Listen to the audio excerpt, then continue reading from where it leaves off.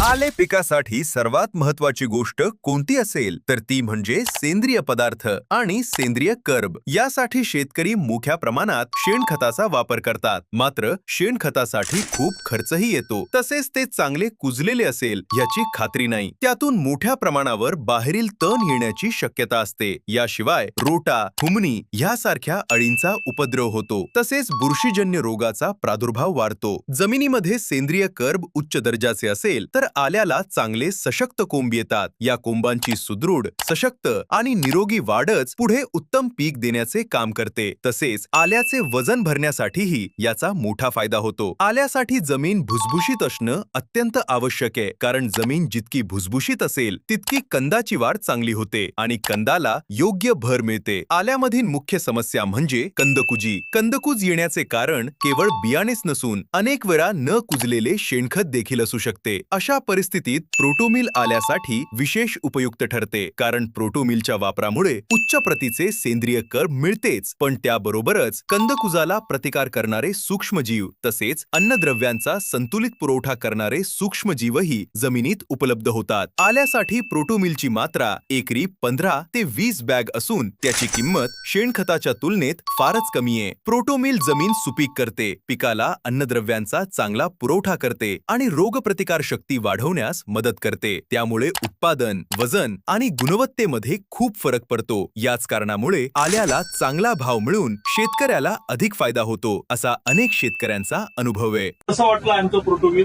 तर तेच सांगतील त्यांच्या शब्दामध्ये की आल्याला तुम्ही आधी सांगा की तुम्हाला आल्याला कसं वाटलं? आल्याला एकदम भारी रिझल्ट आले आणि दुसरी गोष्ट प्रोटोमिल पासून सड पण जाते नाही। शेणखत जर टाकलं तर शेणखतातून सडीचा प्रॉब्लेम वाढत जातो, त्याच्यातून सड होत नाही। कोमाची जाडी, काळोखी हे सगळ्या गोष्टी एकदम व्यवस्थित आहे आणि काकडीला पण वापरलं आपण, काकडीचे एकदम बेस्ट रिझल्ट आले। अच्छा, आणि विशेष म्हणजे काळोखी टिकून राहते अद्रकीची।